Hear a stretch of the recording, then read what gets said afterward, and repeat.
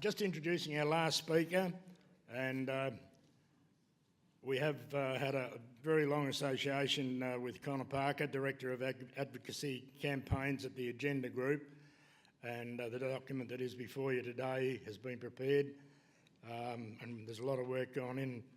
RCV has worked with the Agenda Group since October last year, and in that time they have assisted us to develop both our budget and election advocacy campaigns. So if you could welcome Connor just to bring us up to speed with where we're at before we call it a day. So thank you, Connor. Right. Hello everyone, I know we're at the end of the day, so we'll try and fly through what I've got to say. Last time I was here was quite a few months ago now. I was talking about the strategy around our budget submission. Since then, obviously the budget has been and gone, and we had some successes and also some feedback.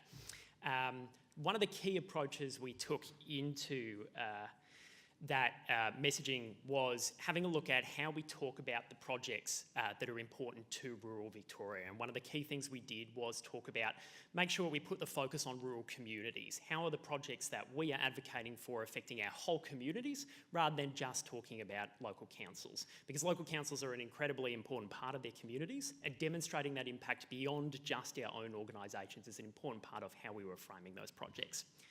In the lead up to the submission that we have pulled together for the state election, we've taken that further, and we've done a few key things there.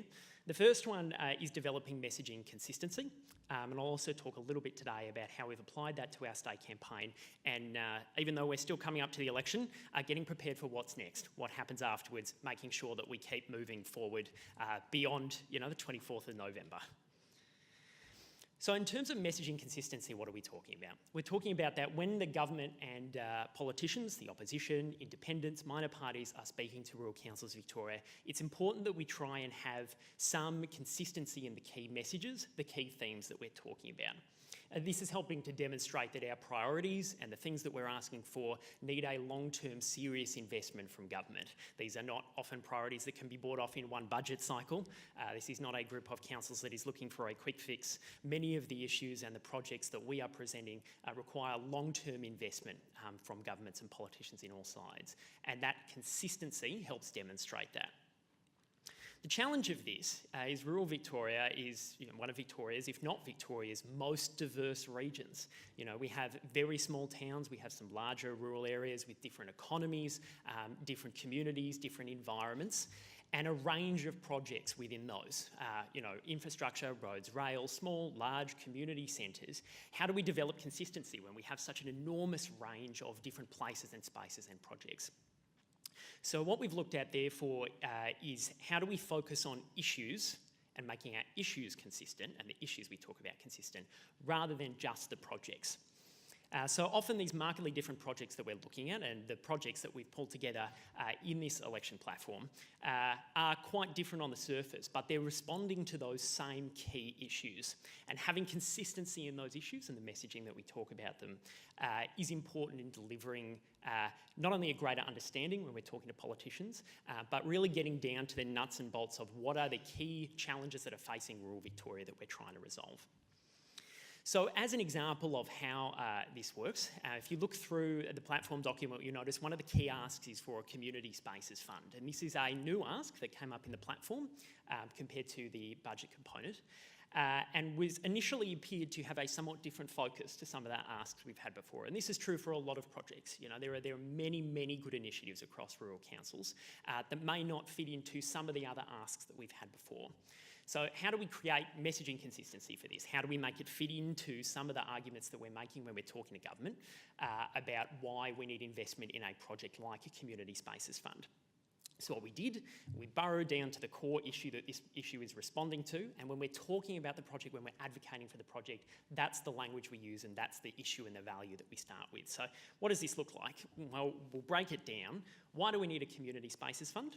To make better public spaces for residents and businesses. So that's the first kind of layer. That's pretty obvious. But I think we can keep going deeper to get to the real core issue of this one. So why do we need better public spaces for residents and businesses? To create more livable rural communities. When we have good public spaces, when we have good spaces for businesses to operate in, we have more livable communities. Well, why do we need livable rural communities? Well, because people move to and invest in desirable communities. And we've gotten to that level where we've got a key common theme that resonates with a lot of the other projects we're talking about. We're talking about how do we get people to move to and invest in rural Victoria? How do we make rural Victorian businesses strong? How do we make sure that while we may have the jobs in some areas, we get workers moving to those areas? Places where we don't have jobs, how can we spur investment?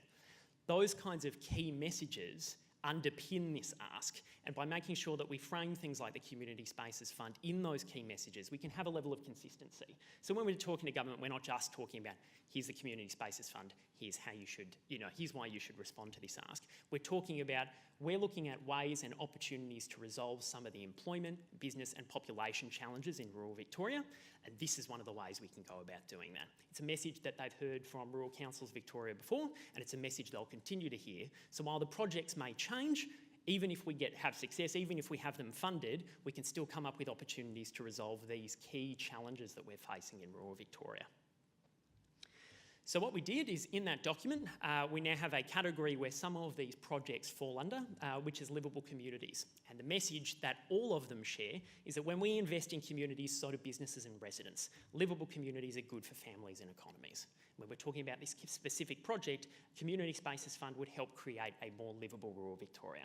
So again, we've taken a project which on the surface it's a new project, it's a project we may not have spoken to government about, but we can integrate it into the whole platform and part of the core mission of Rural Councils Victoria by finding the key issue and challenge that we're responding to and talking about that when we're talking to government. And that kind of messaging is resonant throughout the entire platform and throughout the advocacy that we've looked at implementing and we are implementing in the lead up to the state election. So how have we applied this messaging to our state advocacy? Well, using this framework, Rural Councils Victoria has identified 7 key advocacy areas and accompanying messages which capture all of our advocacy projects. So there are 17 different projects in that platform, which is quite a large number, and on the surface they look quite diverse. But by finding key unifying messages and themes, many of which we've already spoken to the government about, many of which are ongoing challenges that can be resolved in a variety of ways, we can develop some consistency. And Rural Councils Victoria has pulled together what is essentially a core messaging framework, which enables us to there are so many issues, so many challenges that we're trying to pull together in a way that we can easily and coherently present and understand and use as a framework. And this is the document that's come together. I don't know if this one's been distributed, but I suspect it is around and can be. And this framework also forms the core of the platform. So you'll notice that the categories in the platform match exactly with this document. And it's a way of making sure that when we talk to government, we have a level of consistency there.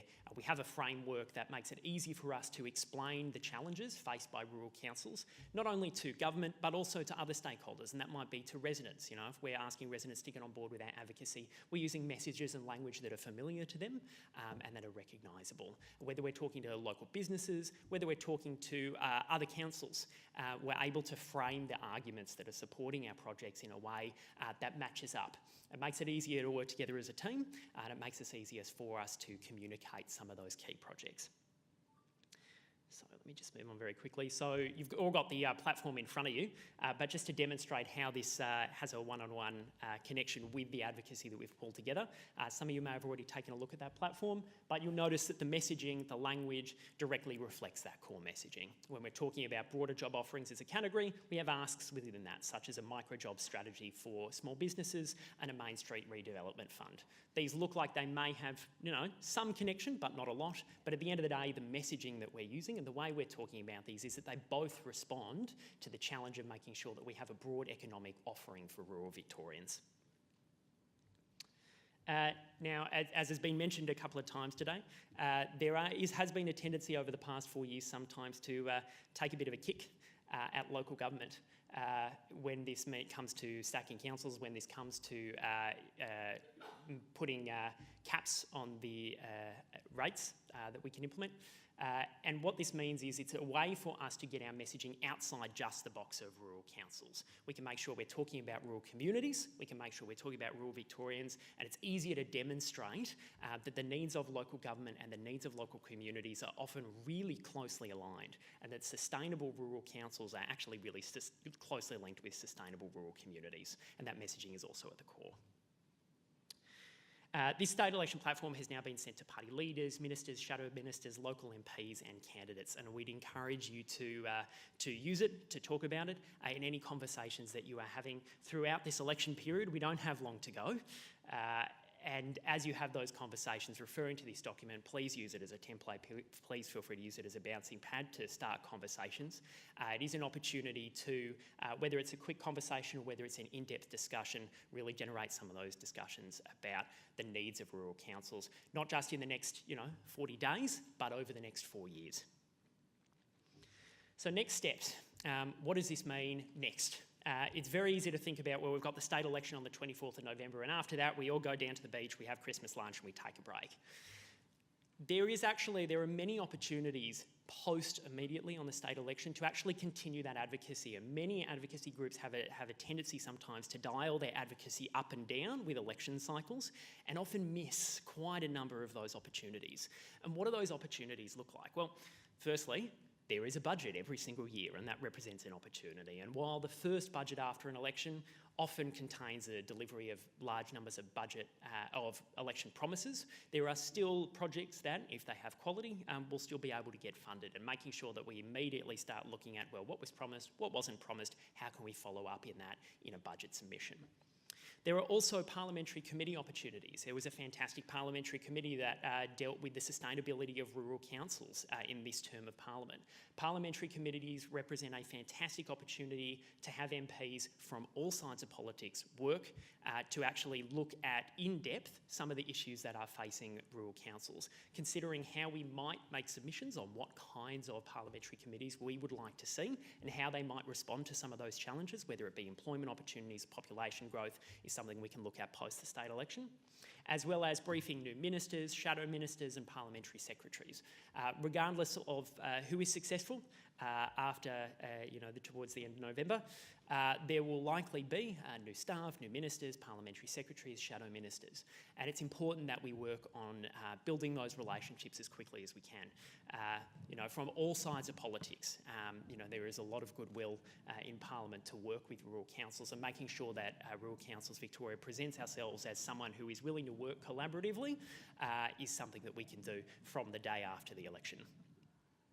So I've tried to move through as quickly as I can.